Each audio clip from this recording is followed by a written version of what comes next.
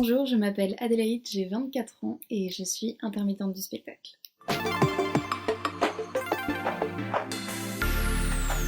Je vais bien, j'ai la chance de faire mon confinement dans une grande maison avec un grand jardin.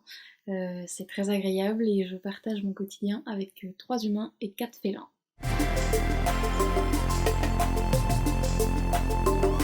Euh, je mets déjà pas beaucoup de chemises en temps normal, hors confinement, donc j'en mets pas plus que ça pendant le confinement.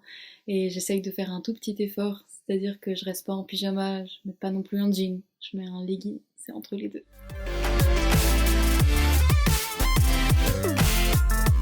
Un mois de confinement, c'est long et à la fois pas tant. Moi, j'essaye de voir vraiment le bon côté de ce confinement, c'est-à-dire prendre le temps pour faire des choses que j'ai pas le temps de faire d'habitude. Après, c'est vrai que d'habitude, par rapport à mon métier, j'ai l'habitude de voyager beaucoup. Donc là, ça fait un mois que j'ai pas bougé, même un peu plus d'un mois. Donc c'est vrai que ça commence à me donner un peu la sensation d'être un lion en cage, mais ça va, je le gère assez bien et j'ai à nouveau la chance d'être dans un espace qui me permet de vivre bien mon confinement et pas être enfermée.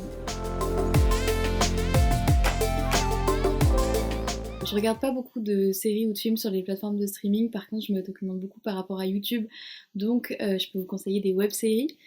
Il y a Martin Sexe Faible qui est une super série où c'est l'histoire d'un homme dans un monde où c'est les femmes qui ont le pouvoir.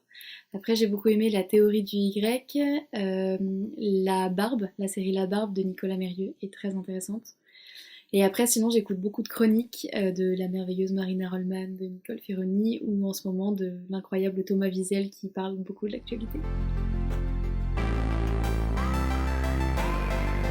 Alors, mon objet préféré, c'est pas vraiment un objet en particulier, mais c'est en ce moment, je prends le temps de lire, donc je suis constamment avec des BD ou des livres dans les mains, et ça fait du bien.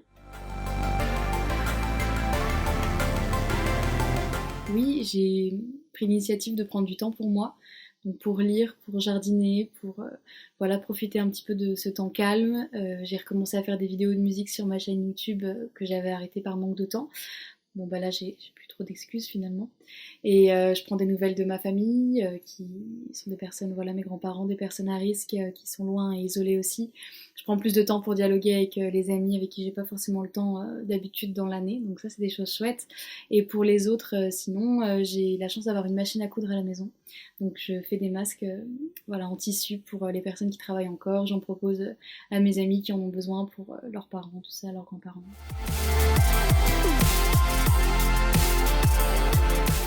Alors, je pense qu'il n'y aura pas grand-chose qui me manquera après le confinement, bien sûr, puisque voilà, on a tous envie de notre liberté, on a tous envie de pouvoir faire la fête, aller boire des verres avec des copains, se retrouver, tout ça. Donc ça, c'est sûr que c'est des choses qui ne me manqueront pas, le fait d'être enfermée. Par contre, si je dois avoir quand même le côté positif du confinement, ce qui va me manquer, je pense, c'est le temps.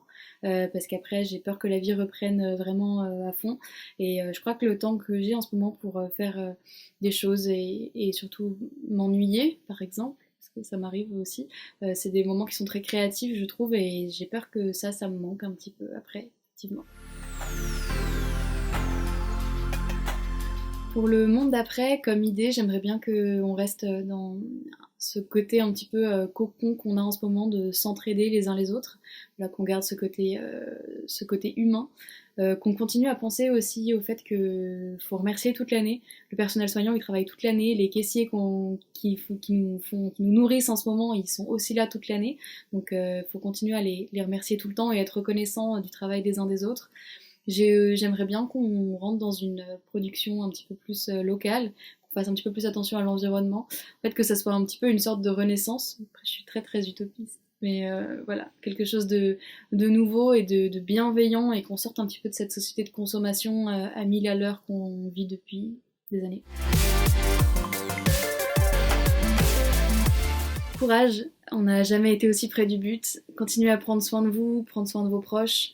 Il y aura un avant et un après le confinement, cette pandémie. Et donc je pense que c'est par contre important de garder en mémoire certaines choses. Il s'agirait de ne pas oublier trop vite. Et ça pourrait nous servir pour la suite.